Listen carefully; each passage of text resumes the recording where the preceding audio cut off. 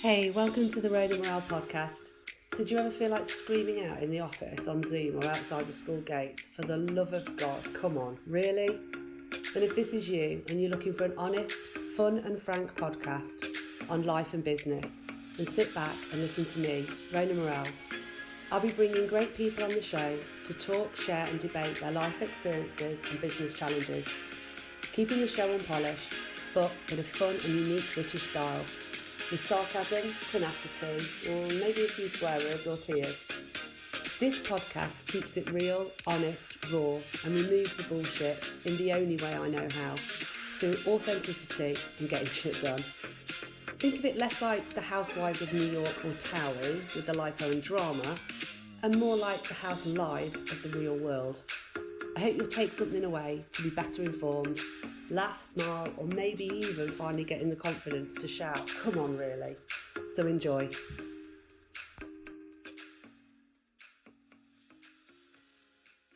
Hi Joe, welcome to the Road and Morale podcast. How are you? Hello, Aaron. I'm very well, thank you. Thank you for having me. I'm doing good. How are you?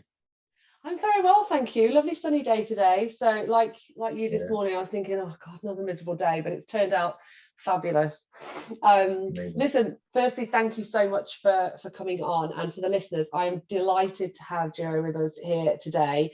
And often in my podcasts, I talk about SDG goals, sustainability, and it's often around climate and animals. But as we all know, there's a big area around diversity, inclusion, equality, etc. And this is why I had to bring Duro on. So Duro is the CEO and founder of 2020 Change, which is a multi-award winning social enterprise which is helping empower young Black people into the workplace. And you designed I Am Change, which we are going to come and talk about Yeah, in a moment. But also you have a huge passion and talent for film, documentary and storytelling, which I have seen some of your outputs. I know you've worked with the BBC amazing. Yeah, and also Channel 5 on Ganglands, and also County Lines, which are tough watches in, yeah, in moments, yeah. but really insightful as part of that storytelling. And I'm sure we'll talk a little bit about that as well. So welcome to the Sure. podcast. Thank you. Thank you very much. Thank you for the introduction.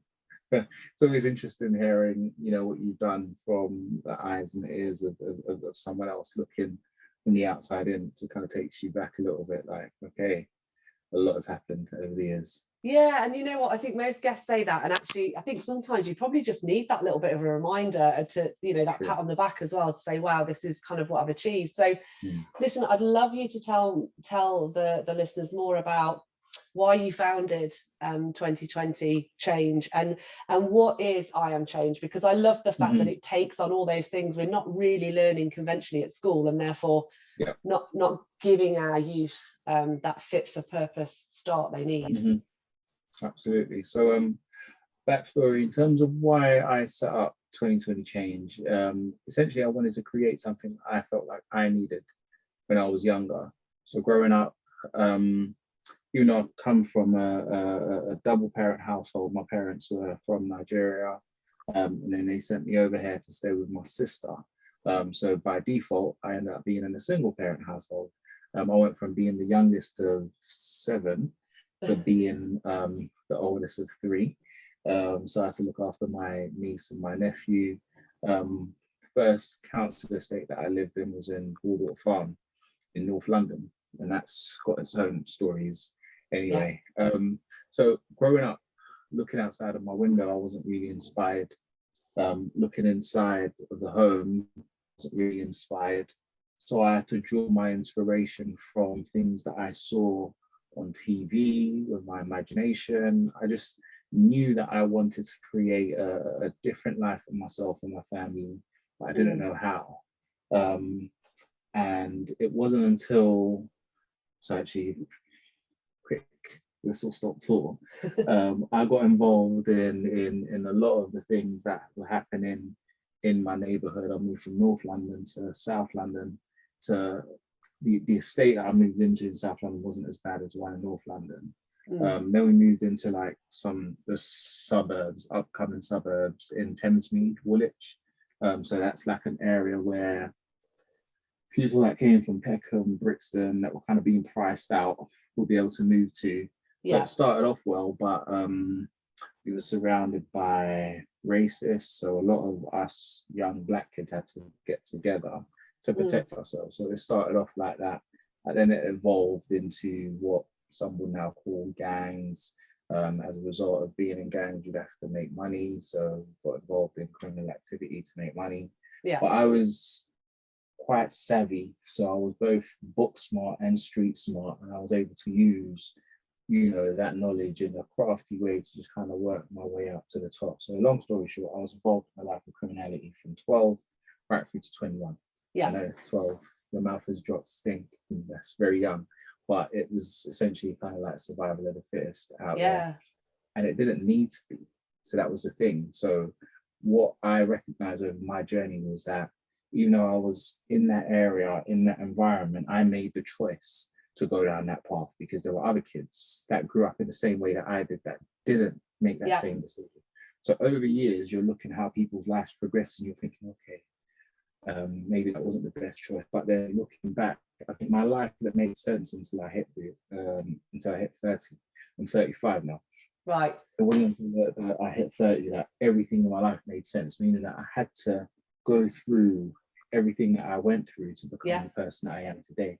Because if I didn't go through that initial, rocky checkered past, I wouldn't be able to relate to the young people that I work with today in the same way that I'm able to relate with them.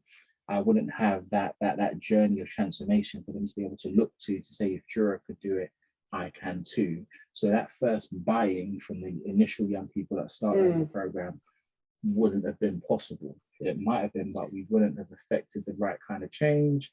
Or the right level of respect, maybe, or belief that you understood really what they were going through. This is it. So I wanted to create something that I felt like I needed when I was younger. If I had a program like the Iron Change program, I wouldn't have made a lot of decisions that I made. I wouldn't have made a lot of mistakes that I made. One good thing about my journey is you have a lot of ex-gang members, ex-gang leaders that were involved in that kind of life, that have war wounds, maybe they've been stabbed, shot, been to prison. I have had all that. I don't even have a criminal record. Do you know what I mean? So you were savvy then. Navigate through it, but really just being able to understand that I had a unique skill set and I was using my skills and my knowledge in the wrong way, but nobody ever showed me how to use that same skills as transferable skills to get into the corporate world, to get into the business world. And once I started to recognize that these were skills, the skills that I had were valuable in other spaces, I thought to myself, I've got something here. And how many other young people, that had the rocky start that I had, also have something, but nobody's ever shown them that they did. And then once I started moving around different people, my church community played a huge part in changing my mindset, my way of thinking. They introduced me to people within their networks. Everyone welcomed me with open arms, regardless of my past and things that I've done. I thought, this is what I want to do. I want to take what I've learned from you and make it available to the masses. So in creating the program, really, what stages did my mindset change? At what stages did my way of thinking change? At who did I connect with? What did they teach me? And how can I put that into a program or something that young people will be able to digest in bite-sized chunks, and so that they can recognize their own value in the same way that I recognize my own value. So I thought to myself, I'm not going to belittle myself by living a criminal lifestyle or participating in criminal activity when I could actually be this constructive, doing something positive, and building something that will stand the test of time. So that's essentially the whistle-stop tour of how I came about with creating the organization. We set up in 2013 as a one-man band. So within the whole community charity landscape, it's difficult getting things off the ground. There's a lot of funding available, but in order for you to attract that funding, there's like hoops that you have to jump through, that you have to put in place. I didn't have that. All I knew is that my program would work because it worked for me.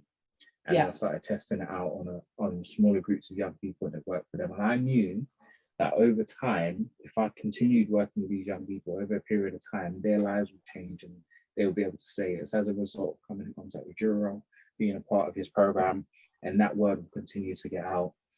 And I was willing to stick it out until we secured a corporate partner that just believed in what we were doing because of the impact that we were making. And then I'll make my ask to the corporate partner, and that didn't happen until 2018. Wow. So, well, kudos for hanging out there. It was because it was needed. I felt like that the responsibility was on my shoulders to ensure that I kept going, because the people that helped me didn't give up on me. So why should I give up on, you know, the young people that I'm trying to help? And, you know, it was difficult. I'm not saying it was easy. Like, you know, I had to make a lot of sacrifices. Yeah, it's like anyone building a business, to be fair, but my driving force wasn't, you know, making money. My driving force was, you know, doing the right thing, the impact that we're having in the lives of young people, and that's paid off for us in the way that the young people that we've helped are now our trophies, they're our ambassadors, they're our spokespeople, and they continue to do well. The better they do, the more we can talk about them as success stories, you know. So it's a win-win type of situation, and I'm just so grateful to be in a position that we're in now. So we started working with 6 young people now. We work with close to 300 young people a year. Wow. That number's going to double this year and then double again next year. So I'm just grateful for the impact that we're having in the lives of young people. That's incredible. And I've got a million questions buzzing around in my head. I want to just go back probably a little bit to, you mentioned about starting to feel like, and I love the fact that you can, and this is a true entrepreneur and innovator in their absolute perfect space, albeit you were in that criminal world doing certain things, but you were able to recognize, actually flip reverse this, and this can apply in business. What was that moment or person that, at what point did you think, oh, do you know what, or how old were you when you thought I can flip this? I was 21, so when I turned my back on that lifestyle, I was 21. I just finished uni, moved back into London, and decided that I was going to go on the straight and narrow and start from scratch, essentially. So going into church, meeting my church family, and then creating an environment where I could be open and honest about who I am, what I've done. They were able to help me identify the strengths that I had that I didn't even know. Didn't realize strengths, and they were like, you know, you could do this and you could apply that same knowledge into here and do that. So that's where that came about, and that's what I've incorporated into how we engage with young people, especially those that are involved in criminality or looking for a way out of criminality. Asking them those questions about, okay, what is it that you do? How much money do you make? You know, how long have you been doing it? What level are you at now? And because obviously, you know a little bit about that world, you know when someone's not telling the whole truth or when someone's embellishing and all that. So you can pick all that up, but that's not the point. The point is, no matter what it is that they say, you can still identify a role that could give them that and then some, without all the headache that they have to go through in order for them to get it. And it's consistent. There's no one that's involved in criminality that can tell you they have a consistent income.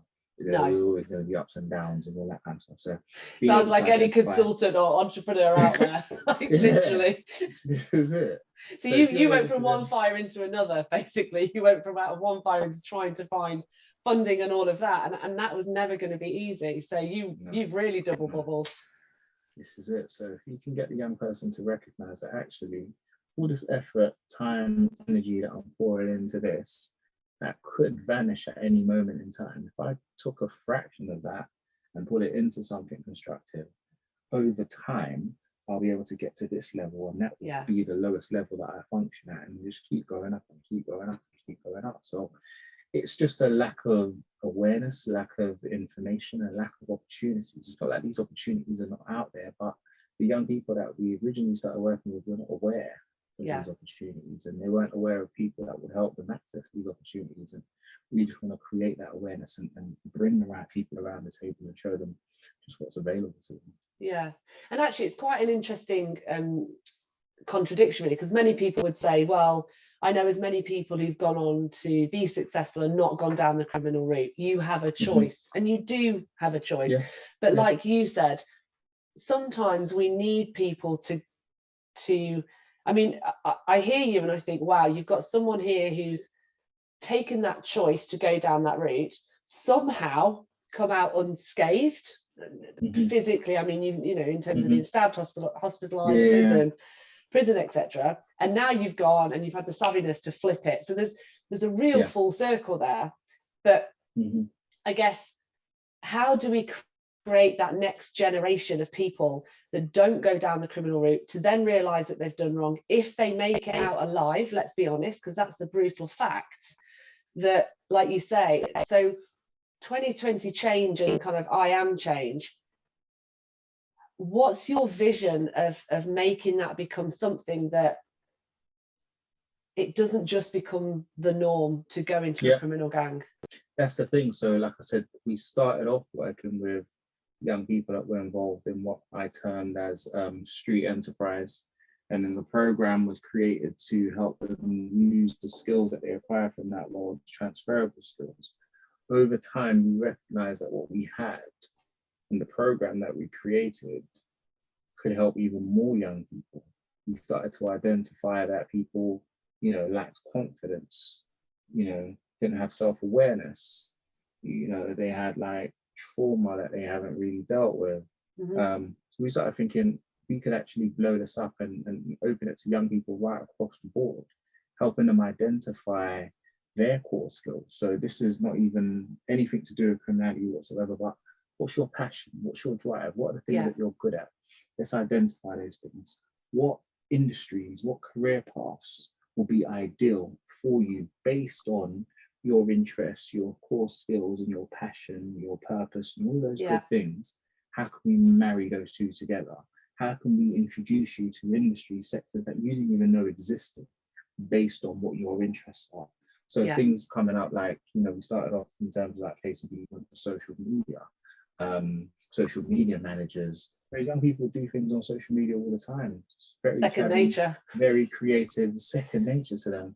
They didn't know that you could get paid big bucks as being a social media manager. Bringing them into the mix. The world of digital is blowing up right now, and it's going to continue to blow up. It's the next big thing, right? How can we start encouraging young people to get into that early on? You know, how can we start teaching young people to code and all of these other things? So it was just one of those things that, like, based on the program, sort of we center the program on the mind, how the mind works, really being able to understand who you are for yourself, being comfortable and confident in who you are, and having that confidence to go into any space, any environment, and be true to yourself. So this is now taking what we learned, what I learned from that world that I came from, to a whole nother level, opening up the market, and then just really thinking about how can we take this knowledge to young people as and when they need it, but then also how can we then continue to dilute it so the cohorts can get younger. Right now we're mainly focused on our community groups, which the age ranges from that 17 to 30. Right. But in the next coming years, we're going to you want to get down to juniors. Yes, so it stops them even thinking about that life as an option. This is, you know, why limit yourself to that? Because that's the only thing that you can see now. We've got a plethora of different ideas, plethora of different opportunities, but most importantly, you have individuals that are already in this space that look like you, that come from the same background as you, that you can relate to, and you can be like, actually, instead of me looking at my window and seeing a drug dealer or a fraudster, I want to be like this guy over there. And social media, you know, I know it comes with all of its downfalls and whatnot, but there's a good thing about it. Showcases people that are doing things in the right way as examples for people to also follow. So what I say to young people when they say that, you know, there's a lack of role models, I disagree with that. I think you're looking at it with the wrong lens, and you're looking for wrong role models in the wrong places. You know, role models all around us, but what are you looking for in a role model? Because in that same council estate that I grew up in, there probably was a medical student there that wanted to be a doctor, but it was going to take him 5 years to, you know, start making a difference But I didn't look at him and think, yeah, I want to be like him. I looked at the person with the flashy car, the big chain, and the pocket wads of cash in their pocket as the person that I wanted to. So it's about breaking that mindset of like instant gratification, replacing it Yes. with delayed gratification, helping people know that if you're making steady progress, it's better than, you know, you taking giant leaps and then not having the mental capacity or the understanding of how to manage things when you get to a senior position. So understanding the journey is the beauty, the beautiful part of it. Everything that you're learning and you're picking up on the way is what you're going to need Yeah. when you get to your destination and when you want to start that journey to move on to your next destination as well. So instilling those values in young people from early will get them to realize, actually, I'm not going to settle. I'm not going to look for the quick way out. I'm not going to look for the shortcuts. That there's beauty in building something and seeing it grow. So using myself as an example, the first set of young people that we worked with when we first started 2020 Change, they've seen the growth of the organization. They've seen me as being this one-man band, telling them that all the possibilities and, you know, one day we're going to be sponsored, one day we're going to, you know, but it's happening now. And they're like, oh my gosh, like you said it. But it's not like they're looking at it from the sidelines. They're now part of our journey as well. So in as much as the organization is growing, we're moving forward. So are the young people that started with us. Like everyone's doing exceptionally well in their chosen profession, in their chosen career fields. And for us, that's given us even more access to different industries, different companies. And they can then say, okay, where can I find more people like you? Well, 2020 Change have 1,000 every single year. Exactly. So the more students that come out and the more industries and sectors that they go into, they are then your I guess your word of mouth and marketing and social media. Exactly. But equally, those original 6 and probably certainly those in the first 5 years have seen how hard you've driven and fought and been persistent, and I'm sure dogged, constantly tired, beating down the doors.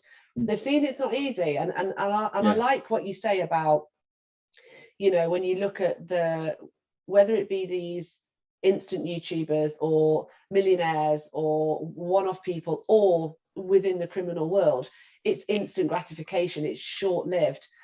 That isn't a sustainable, fulfilling life, and I guess for those students to have seen that journey only empowers that knowledge more. Exactly. And it's well documented as well. So if you did your research, you'd be able to know exactly where we started and how we got to where we are. And also our vision has changed. You know exactly what it is that we're doing. We're not deviating from that. Like everything that's happening with the whole Black Lives Matter movement, companies wanting to address their D&I policies and stuff. This was not what we didn't start doing this in the year 2020. Like we've been doing this since 2013. So everybody's now, like, their eyes are now opening up to these issues, but we've been here, you know, so we're not like a new organization that just came about. So people always saying, oh, so you're going to change your name to 2021. So people are thinking that everything that we do is about the year 2020, but it's about perfect vision.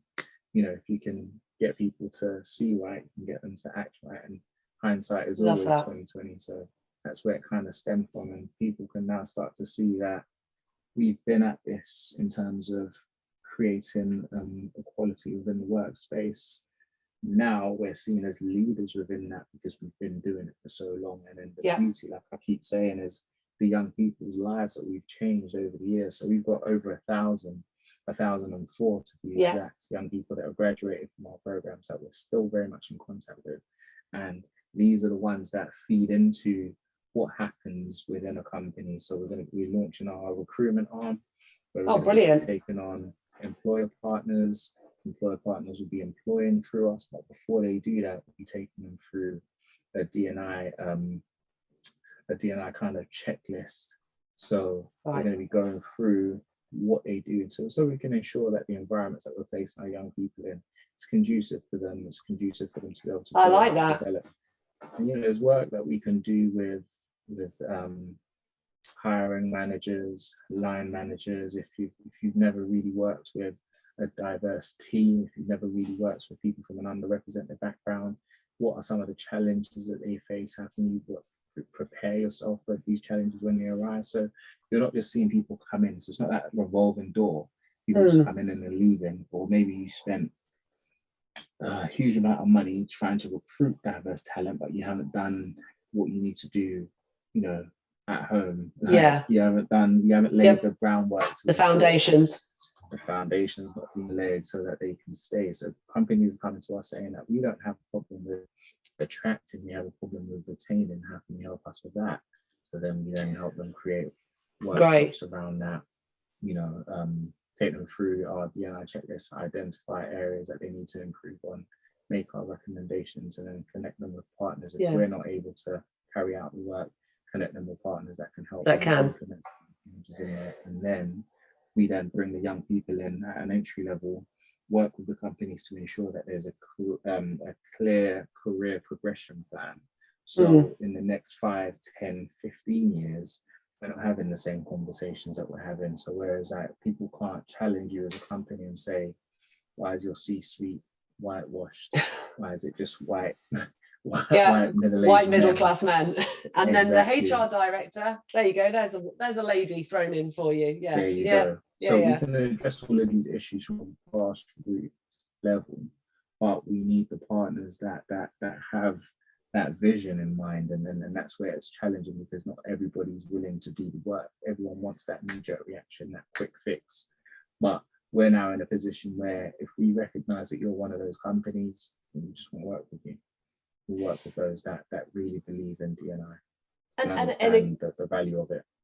Yeah, and exactly that. I think it's critical that you know there's no way you can put all those effort into those young people to then put them in an environment that don't have it in their DNA, and the kind of the tick box exercise of let's have somebody female, black, you know, whatever it is, it gets and as a female who's worked in industry for many years, I even sat at a dinner once and a guy said to me about, I'd love to get you on a board, you know, you're a female, you tick the box. And I went, Christ, I don't want to just get a job to tick a box. And he went, why wouldn't you? It's like, everybody wants to tick a box with a woman, just go in and get the job. And I literally I think I finished my drink and I kind of just got off. I thought, oh God.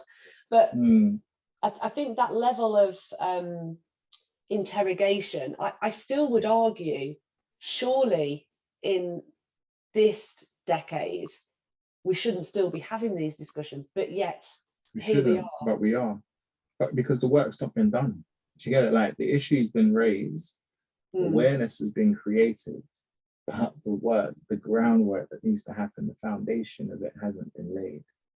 You know, and that's what it's going to take years. There's no quick fix around it. If we don't do what we need to do now, then in the next 5, 10, 15 years, we'll still be having the same conversations. And everyone's still be saying, oh my gosh, it's so sad, you know, we need to do more. But who's going to do the work? Do you know what I mean? Who's going to put their money where their mouth is and invest in the right areas, invest in the right kind of development? So I mean, the murder of George Floyd, the rise of the Black Lives Matter movement was a huge kick up the backside, right? It really woke a lot of people up. But then now what? Do you know what I mean? Okay, exactly. Cool. We're awake now, right? We're all woke. You know, we're all aware of the issue. Now what do we do about it?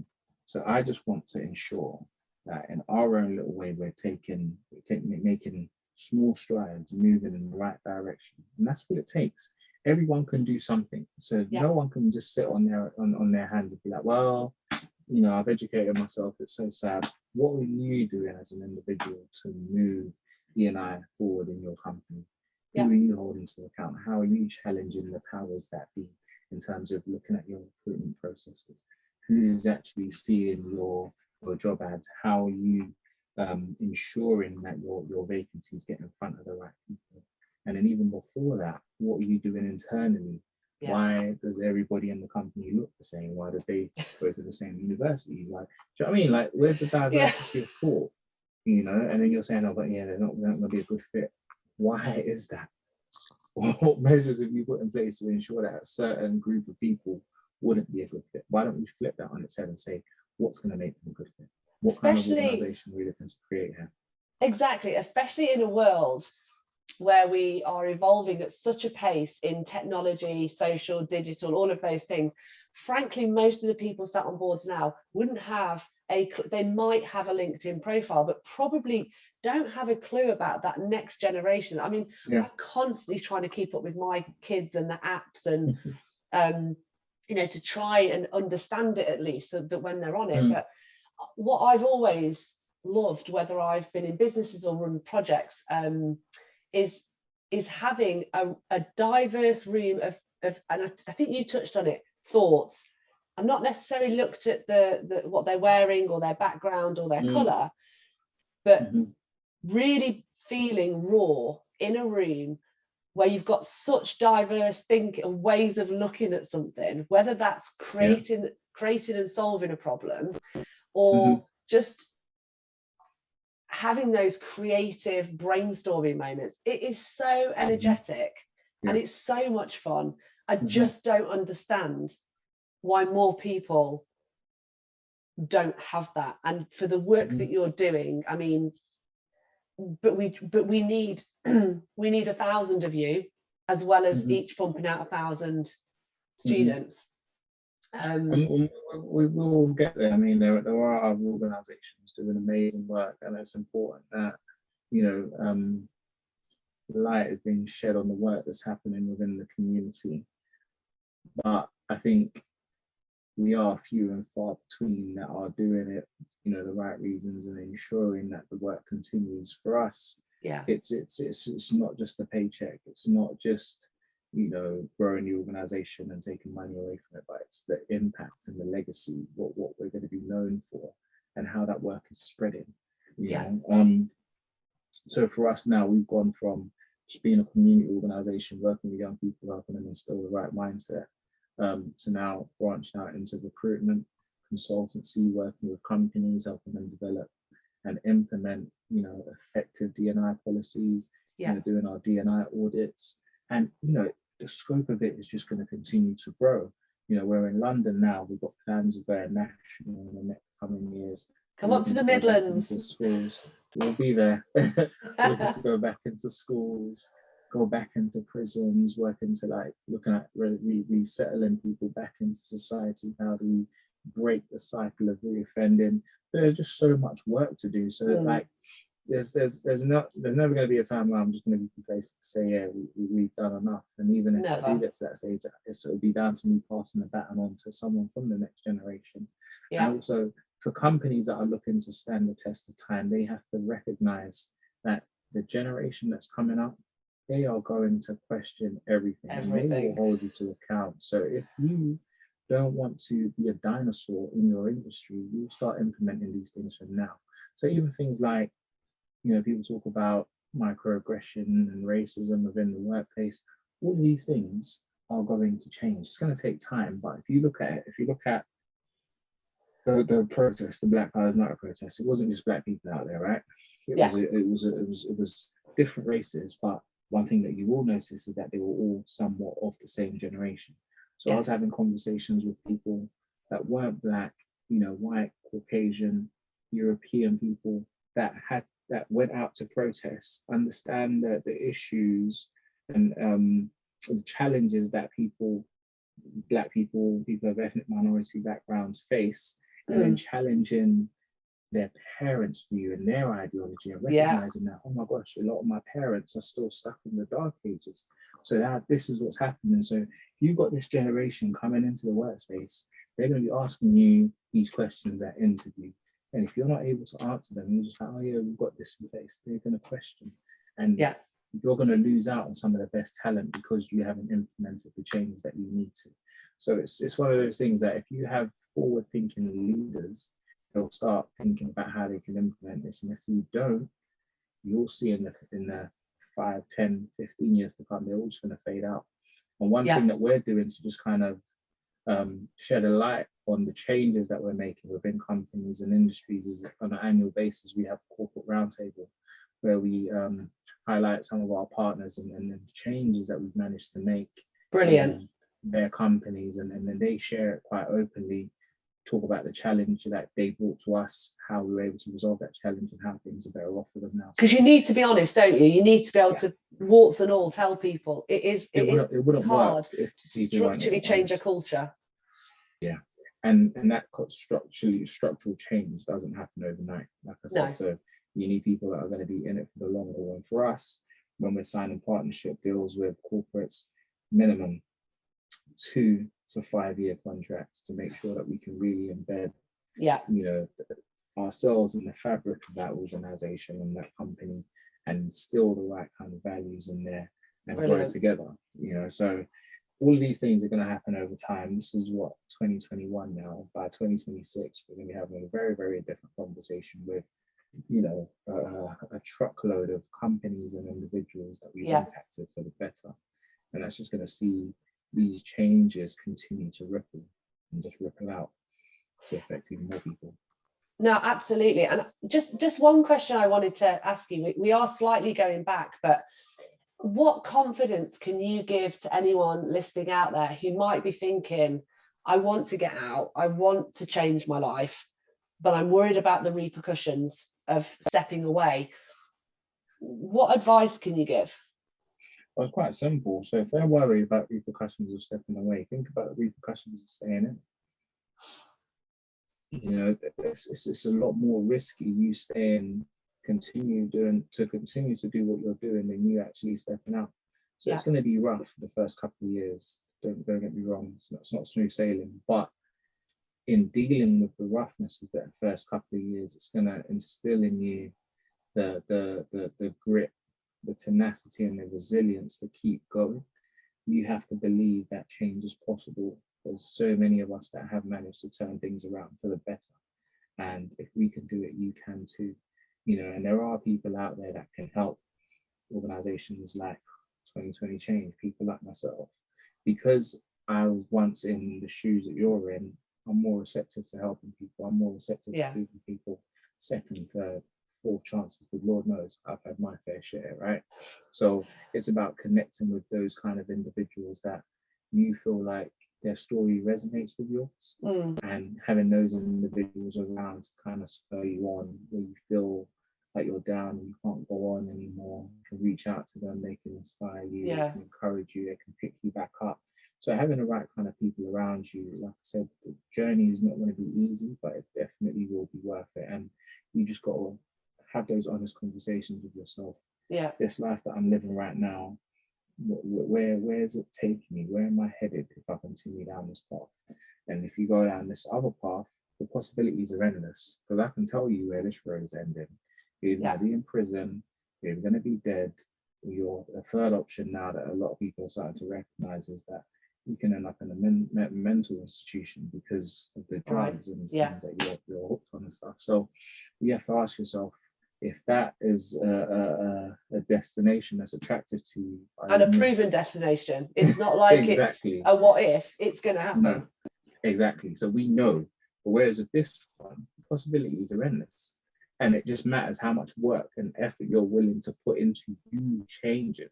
So what I'm saying to people is that if you take a fraction of the energy and the effort and the drive that you pushed into this lifestyle, all you need is a fraction of it in this side. And you'll be like, oh my gosh, why didn't I do this a lot sooner? Because it's a lot easier for you to make it on this side. If you were somewhat successful here, trust me, over in this side, you just have to learn different rules to the game.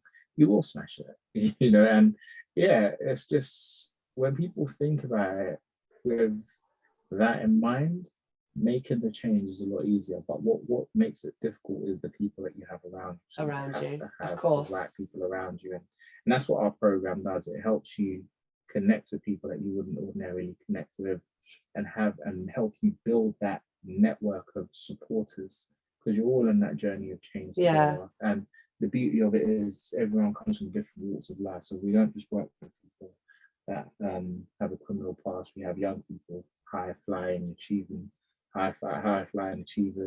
People that have gone to Oxford, Cambridge, come out with a first class, but they still have things that they're struggling with.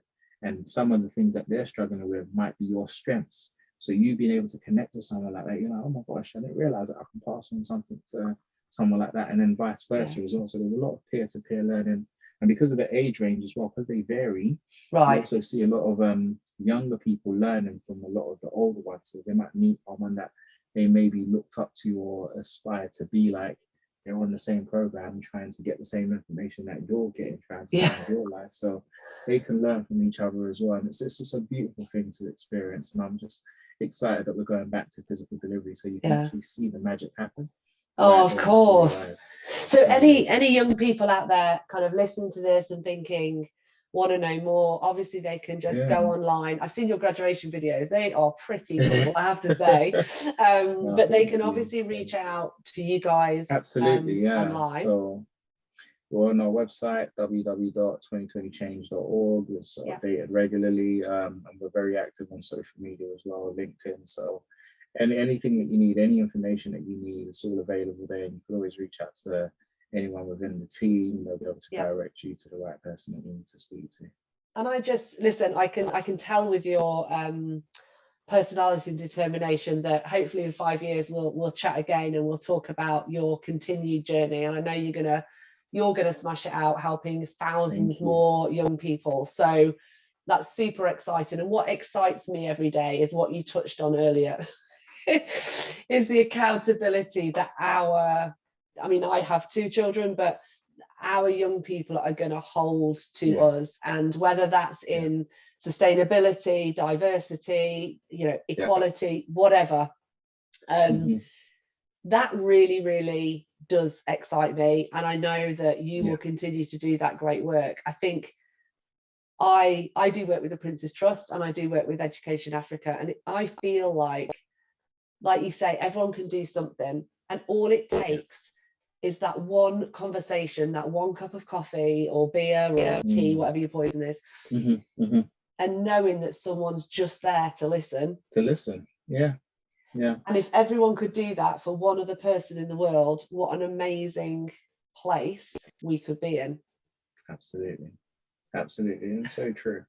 It's so true. We can all do something. It's just about looking within yourself and thinking to yourself, what can I do?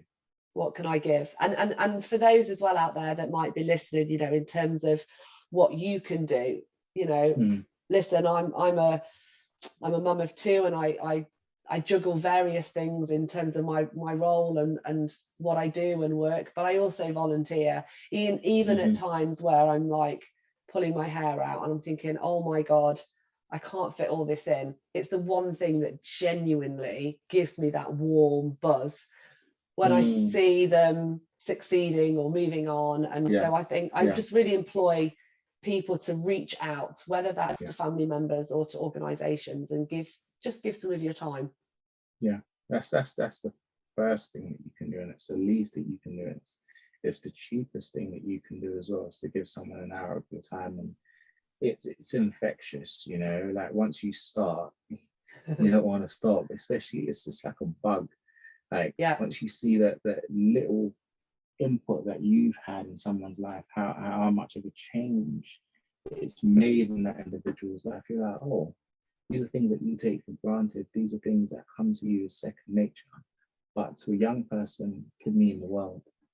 Just being available, being on the other side of the phone, just that one piece of advice that helps you, get to where you are. If you can pass that on to them, it's priceless. Absolutely. And just to kind of, are we going to be hearing or seeing any more kind of stories or documentaries from you coming up soon? Absolutely. So I'm working on a number of different projects that are still in early stages of development at the moment. I'm really keen on getting the right kind of stories out there. So you mentioned some of the projects that I worked on previously, and they're quite gruesome. They are like eye-opening, and it's really about getting the information and the knowledge out to people that aren't aware that it's there. And in some cases, it's right under their nose. Things are happening right under your nose, and you're raising a family in this environment. You don't know that these things are happening. So for us, it's not about glamorizing it. It's not about showing young people what they can do or how much money they can make in this lifestyle. It's about showing the reality of the lifestyle, understanding and the consequences. and the consequences as well. And you don't want to waste your life. So, you know, we're not necessarily focusing on gang culture anymore, but it's just about shedding the light on, you know, people's stories, people's journeys, people's struggles, and Yeah. how they managed to make it through, and just opening up people's eyes to how other people are living and they're still pushing on. You know, they haven't given up, they Yeah. haven't thrown in the towel, they still want to give themselves and their family a better life and all of these things. So what kind of environment are these young people growing up in? And then what kind of weight are they carrying on their shoulder into the workplace? You Yeah. know, so it's really just getting people to really have that empathetic look that we're not all the same. You know, we don't all have the same struggles. You know, we all haven't been through the same things in life. So you might show up every day with a smile on your face, but no one knows what's going on the inside. So it's just about, you know, being kind, Yeah. being careful of how you speak and how you treat people, because you just don't know. Someone might be on the edge, and it just might be that one thing that you do to them that pushes them over, or it might be that one kind thing that you say to them that brings them back in. So it's just Yeah. about getting people to understand, put themselves in other people's shoes. Like I read widely, I watch widely, I like to understand people's journeys, people's backgrounds, why people make certain decisions. Because for me, these are things that I think about. These are things that wake me up at night, like, you know, get me Yeah. up early in the morning, you know. So it's about, if we can instill that same kind of thought process in other people's minds, you know, people will be a lot more kind to each other, Empathetic. empathetic, Exactly. you know. Exactly.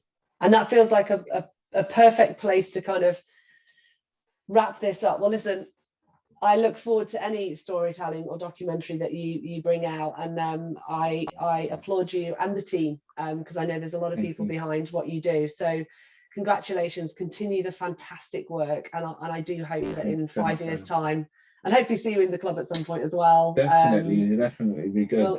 We'll have a coffee. But thank you so much for coming on the show, and just being really honest about what you're doing. It's fantastic. Thank you very much, Rona. Really appreciate your time. Thank you for having me. So that's it. You've made it. The show's over. Thank you for being with us. I hope you've been able to take something away, maybe solve a problem, or just know you're not alone. Here's hoping it made you smile with a few laughs along the way. Please feel free to find me on all social media channels, and you can subscribe to my YouTube channel. Just search the Rona Morale Podcast. Have an awesome day and see you next time.